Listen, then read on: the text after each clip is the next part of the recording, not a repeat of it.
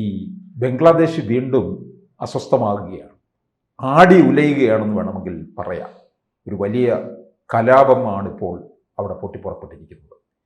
ഇതിനകത്ത് ഒരു ശാശ്വതമായ പരിഹാരം ബംഗ്ലാദേശിന് ഒരിക്കലും ഉണ്ടാകില്ല. ഇപ്പോൾ യഥാർത്ഥത്തിൽ ബംഗ്ലാദേശിൻ്റെ വൻപൻ കലാപം ഒന്നൊട്ട് അടങ്ങി എന്ന് വിചാരിക്കുമ്പോഴാണ് ഷെരീഫ് ഉസ്മാൻ ഹാദിയുടെ കൊലപാതകം നടക്കുന്നത്. ഹാദി നമുക്കറിയാം 2024 ബംഗ്ലാദേശ് പ്രക്ഷോഭ സമയത്ത് ഷെയ്ഖ് ഹസീനയ്ക്കെതിരെയുള്ള വിദ്യാർത്ഥി പ്രക്ഷോഭ സമയത്ത് വിദ്യാർത്ഥി യൂണിയനുകളെ നയിച്ചിരുന്ന ഒരാളാണ്, സോഷ്യൽ മീഡിയ ഹാൻഡിൽ ചെയ്തിരുന്ന ഒരാളാണ് ഹാദി ആകസ്മികമായി കൊല്ലപ്പെടുന്നു. ഘാതകർ ഇന്ത്യക്കാരാണ്, അല്ലെങ്കിൽ ഇന്ത്യൻ ഏജൻസ് ആണ്. അവരവിടെ ചെന്ന് ബംഗ്ലാദേശിൽ കടന്നു കയറി അവർ കൊലപാതകം നടത്തി തിരിച്ച് ഇന്ത്യയിലെത്തി എന്ന വ്യാജ പ്രചരണം വ്യാപകമായി നടന്നു. മാത്രമല്ല, ഈ ഹാദിയുടെ പിന്നിൽ നിൽക്കുന്ന ശക്തികൾ വെറും വിദ്യാർത്ഥികൾ മാത്രമല്ല, ജമാഅത്തെ ഇസ്ലാമിയുടെ ശക്തമായ പിൻബലമുണ്ട്, പാകിസ്ഥാന്റെ പിൻബലമുണ്ട്. അപ്പം 12-ാം തീയതി ഫെബ്രുവരി മാസം 2020 ISIയുടെ പാകിസ്ഥാൻ ആർമിയുടെ പാകിസ്ഥാൻ സർക്കാരിന്റെ തന്നെ നേരിട്ടുള്ള ഒരു ഇടപെടൽ, അതുകൊണ്ട് ഇൻഡയറക്റ്റ് അല്ല, ബംഗ്ലാദേശ് ഇടപെടൽ വരുമ്പോൾ ഒരു ഭാരത വിരുദ്ധതയാണ് അതിനകത്ത്. ഭാരത വിരുദ്ധതയിലാണ് ബംഗ്ലാദേശ് കഴിഞ്ഞ 1.5 വർഷം മുന്നോട്ട് പോയത്. കടുത്ത ഭാരത വിരുദ്ധതയിൽ തന്നെയാണ്. അത് ബംഗ്ലാദേശിന്റെ പൊളിറ്റിക്കൽ DNA തന്നെ ആകെ മാറി. ഷെയ്ഖ് ഹസീന, അവരുടെ പിതാവ് ഷെയ്ഖ് മുജിബുർ റഹ്മാൻ, അദ്ദേഹത്തിന്റെ കാലത്ത് ഇന്ത്യയുമായി ഉണ്ടായിരുന്ന ഊഷ്മളമായ ബന്ധം അത് തുടരുകയാണ് ചെയ്തത്. ബംഗ്ലാദേശിന്റെ സകല പുരോഗതിയുടെയും അടിസ്ഥാനം ഒന്ന്, സ്വന്തമായി ഒരു രാഷ്ട്രം ഉണ്ടായി. പാകിസ്ഥാനിൽ നിന്നും വിഘടിച്ച് സ്വന്തമായി ഇന്ത്യയുടെ സഹായമില്ലാതെ ഒരു രാഷ്ട്രമാകാൻ ബംഗ്ലാദേശിന് കഴിയില്ലല്ലോ. അപ്പോൾ ബംഗ്ലാദേശ് എന്ന രാഷ്ട്രം ഇന്ന് നിലനിൽക്കുന്നതിൻ്റെ അടിസ്ഥാനം തന്നെ ഇന്ത്യ നൽകിയ നിർലോഭമായ പിന്തുണയാണ്. അതിന് ഒരിക്കലും ഒരു pound of flesh India extract ചെയ്തിട്ടുമില്ല. ബംഗ്ലാദേശിന് അങ്ങോട്ട് കൊടുത്തതല്ലാതെ, ബംഗ്ലാദേശ് അഭയാർത്ഥികളെ സ്വീകരിച്ചു എന്നതല്ലാതെ, അങ്ങോട്ട് ധനസഹായം നൽകി എന്നതല്ലാതെ, ബംഗ്ലാദേശിൻ്റെ ഒരുപാട് വിട്ടുവീഴ്ചകൾ ചെയ്തു എന്നല്ലാതെ തിരിച്ചൊന്നും തന്നെ ബംഗ്ലാദേശിൽ നിന്നും ഇന്ത്യ കാര്യമായി സ്വീകരിച്ചിട്ടില്ല എന്നതും ചരിത്രത്തിൻ്റെ ഭാഗമാണ്. അപ്പോഴും റസാക്കർ എന്ന് അവരെ പീഡിപ്പിക്കുന്ന പാകിസ്ഥാൻ പക്ഷപാതികളായ, പാകിസ്ഥാൻ അനുകൂലികളായ റസാക്കർ എന്ന ഒരു നികൃഷ്ട പദം ഇന്ന് അഭിമാനപൂർവ്വം ചില ബംഗ്ലാദേശികൾ, ചില എന്നേ പറയുന്നുള്ളൂ, ചില ബംഗ്ലാദേശികൾ നെഞ്ചിലേറ്റുന്നു.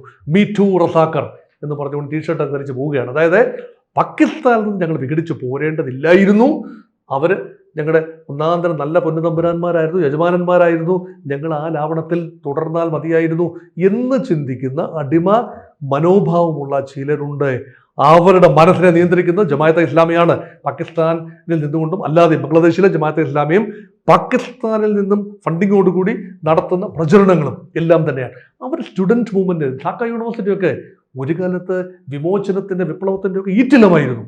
ഇപ്പോൾ അത് പ്രതിലോമ ശക്തികളുടെ കേന്ദ്രമായി മാറിയിരിക്കുന്നു. അതിലൊരാളാണ് ഈ പറയുന്ന കൊല്ലപ്പെട്ട ഉസ്മാൻ ഹാദിയുടെ വധത്തെ ഈ ഇന്ത്യ വിരുദ്ധ ശക്തികൾ ആവോളം ഉപയോഗിച്ചു. ഇന്ത്യ വിരുദ്ധത ഹിന്ദുക്കൾക്ക് നേരെയുള്ള ആക്രമണമായി, ക്ഷേത്രങ്ങൾക്ക് നേരെയുള്ള ആക്രമണം, ഇന്ത്യൻ കോൺസുലേറ്റിന് നേരെയുള്ള ആക്രമണം വലിയ ഒരു അരാജക അവസ്ഥ സൃഷ്ടിച്ചത് മാത്രമല്ല, ബംഗ്ലാദേശിനുള്ളിൽ ഒരു നവ ബംഗ്ല ദേശീയത വരികയാണ്. അതിനർത്ഥം എന്താ? ഇന്ത്യയുടെ വടക്ക് കിഴക്കൻ മേഖലയിലെ 7 സിസ്റ്റേഴ്സ്, ആസാം മേഖല, മണിപ്പൂർ, ത്രിപുര, അരുണാചൽ പ്രദേശ്, സിക്കിം, അതുപോലെ മിസോറാം, ഇതെല്ലാം തന്നെ, നാഗാലാൻഡ്, എല്ലാം തന്നെ ബംഗ്ലാദേശിൻ്റെ വിശാല ബംഗ്ലാദേശിൻ്റെ ഭൂമിയായി ചിത്രീകരിച്ചുകൊണ്ട് ഒരു ദേശീയ മാപ്പ് പുറത്തിറക്കുകയാണ് ഈ കൊല്ലപ്പെട്ടയാളും അദ്ദേഹത്തിൻ്റെ കിങ്കരന്മാരും. അപ്പോൾ ഇതെല്ലാം തന്നെ ബംഗ്ലാദേശിൽ ഉണ്ടാക്കുന്ന ഒരു ഒപ്റ്റിക്സ്. അപ്പോൾ ഇന്ത്യ വിരുദ്ധതയാണ്. അപ്പോൾ പറയും ഇന്ത്യയുടെ ചിക്കൻ നെക്ക്, ഇന്ത്യയുടെ വടക്ക് കിഴക്കൻ മേഖലയിലേക്കുള്ള സിലിഗുരി പാസ് അവിടെ ദുർബലമാകുന്നു, ബംഗ്ലാദേശ് അവിടെ പിടിച്ചെടുക്കും ചൈനയുടെ സഹായത്തോടു കൂടി. അങ്ങനെയെങ്കിൽ ഇന്ത്യയുടെ കിഴക്കൻ ഭാഗം കട്ട് ഓഫ് ആകും. ഇത്രയെല്ലാം ആയി കഴിഞ്ഞപ്പോൾ ഇന്ത്യ നേരിട്ട് പ്രതികരിക്കുന്നില്ല. സോവിയറ്റ് യൂണിയൻ, പഴയ സോവിയറ്റ് യൂണിയനാണ് ഇന്ത്യയും ഒക്കെ സംരക്ഷിച്ച ആ സമയത്ത്. In time a friend in need was a friend in need. തീർച്ചയായും റഷ്യ സോവിയറ്റ് ലെഗസി ഇപ്പോഴും പേർന്ന രാജ്യം തന്നെയാണ് റഷ്യ ഇപ്പോൾ വലിയ വാർണിംഗ് കൊടുത്തിരിക്കുകയാണ് ബംഗ്ലാദേശിന്. നിങ്ങളൊരു പരിധിയിൽ കൂടുതൽ ഇന്ത്യ വിരോധം ആളിക്കത്തിച്ച് ദക്ഷിണേഷ്യ അമേരിക്കക്കാരൻ്റെ കയ്യിൽ കൊണ്ടുപോയി അടിയറ വയ്ക്കരുത് എന്ന് വാർണിംഗ് കൊടുത്തിരിക്കുകയാണ് റഷ്യ. അതുകൊണ്ട് പക്ഷേ ഇന്ത്യക്ക് ഏത് തരത്തിലുള്ള ഇടപെടൽ നടത്താൻ കഴിയും ഇതിനകത്ത്? രണ്ട് രീതിയിൽ ഇടപെടൽ നടത്താം. ചിക്കൻ നെക്കിൻ്റെ പ്രദേശത്ത് ഇടപെടൽ എന്ന് പറഞ്ഞത് ഒന്ന് പിന്നെ കർശനമായ നിലപാടുകളാണ്. അവിടുന്ന് അതിർത്തിയിൽ നിന്നും ആരും കടന്നു വരാൻ പാടില്ല.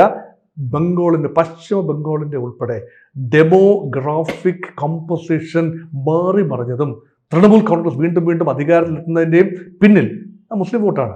ആ മുസ്ലിങ്ങൾ, ബംഗാളി മുസ്ലിങ്ങളുണ്ട്, അതുപോലെ തന്നെ ബംഗ്ലാദേശിൽ നിന്നും കടന്നു വന്ന് കാലാകാലങ്ങളിൽ പൗരത്വം നേടിയെടുത്ത ആളുകളാണ്. അതുകൊണ്ട് നാഷണൽ സിറ്റിസൺഷിപ്പ് രജിസ്റ്ററിൻ്റെയും പുതിയ പിന്നെ SIRൻ്റെയും എല്ലാം വരുമ്പം ഇതെല്ലാം പുറത്തു പോകും. SIRൻ്റെയും ഒക്കെ പിന്നിലെ യഥാർത്ഥ ശക്തി കേരളമൊന്നും അല്ല ടാർഗറ്റ്, ബീഹാറുമല്ല, ബംഗാളാണ് ടാർഗറ്റ്, അത് സംശയമൊന്നുമില്ല. അപ്പം ഇത് ബംഗാൾ തിരഞ്ഞെടുപ്പ് വരുന്നു. കേരള തിരഞ്ഞെടുപ്പിനൊപ്പം തന്നെ ബംഗാൾ, ആസാം, കാരണം ബംഗ്ലാദേശി പോപ്പുലേഷൻ അല്ലെങ്കിൽ ബംഗാളി പോപ്പുലേഷൻ കുറെയെങ്കിലുമുള്ള സ്ഥലമാണ് ആസാം. ത്രിപുരയിലും അതേപോലെ തന്നെ ബംഗാളി, ആസാം, തമിഴ്നാട്, കേരളം ഇതെല്ലാം ഒരുമിച്ചാണ് ആ തെരഞ്ഞെടുപ്പ് സമയം. അത് മുന്നിൽ കണ്ടുകൊണ്ട് ഇന്ത്യയിലും ഒരുപക്ഷെ ഈ ബംഗ്ലാ വിരുദ്ധത ആളിക്കത്തിക്കാൻ ശ്രമിക്കുന്നവരുണ്ടാകാം, ഇന്ത്യക്കുള്ളിലും ഉണ്ടാകാം, ഇല്ലെന്നല്ല. പക്ഷെ മറിച്ച് ബംഗ്ലാദേശിനുള്ളിൽ അതിശക്തമായ ഇന്ത്യ വിരുദ്ധ വികാരം എല്ലാ പാർട്ടികളും തമ്മിൽ മത്സരിക്കുകയാണ്. അവാമി ലീഗിനെ നിരോധിച്ചു, ഷെയ്ഖ് ഹസീനയുടെ അവാമി ലീഗിനെ നിരോധിച്ചു. ഫെബ്രുവരിയിൽ നടക്കേണ്ട തെരഞ്ഞെടുപ്പിൽ അവർക്ക് മത്സരിക്കാനാവില്ല. അല്ലെങ്കിൽ പാകിസ്ഥാനിൽ ഇമ്രാൻഖാന്റെ പാർട്ടി ചെയ്തതുപോലെ സ്വതന്ത്ര വേഷത്തിൽ വേണമെങ്കിൽ ആളുകളെ ഇറക്കാം.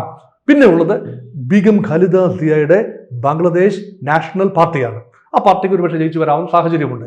പുതിയൊരു പാർട്ടിയുണ്ട്, ബംഗ്ലാദേശിലെ ഒരു പുതിയ കക്ഷി നിലവിൽ വന്നു, വിദ്യാർത്ഥികളുടെ ഒരു കക്ഷിയുണ്ട്. അപ്പോൾ ഇദ്ദേഹത്തിന് തന്നെ കക്ഷിയുണ്ടല്ലോ, ഈ പറഞ്ഞ കൊല്ലപ്പെട്ട ആളുടെ ഇൻക്വിലാബ് പാർട്ടി.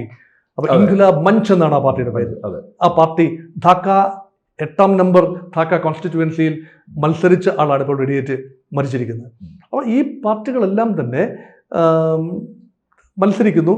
അവസാനം ആര് ജയിച്ചാലും ജമാഅത്തെ ഇസ്ലാമി നിയന്ത്രിക്കുന്ന ഒരു രീതിയിലേക്ക്, ഒരു മതഭരണകൂടം എന്ന നിലയിലേക്ക് ബംഗ്ലാദേശ് എത്താനുള്ള സാധ്യതയാണ്. അതിന് സാധിക്കുന്നില്ല എങ്കിൽ തെരഞ്ഞെടുപ്പ് തന്നെ അട്ടിമറിക്കാനുള്ള എല്ലാ സാധ്യതകളുമുണ്ട്. കാരണം ഈ ഇത്രയും വലിയ പ്രക്ഷോഭം നടക്കുന്നതിൻ്റെ പിന്നിൽ പലരും ചിന്തിക്കുന്നത് ഒരു തെരഞ്ഞെടുപ്പ് ഇപ്പോൾ അവർ ആഗ്രഹിക്കുന്നില്ല.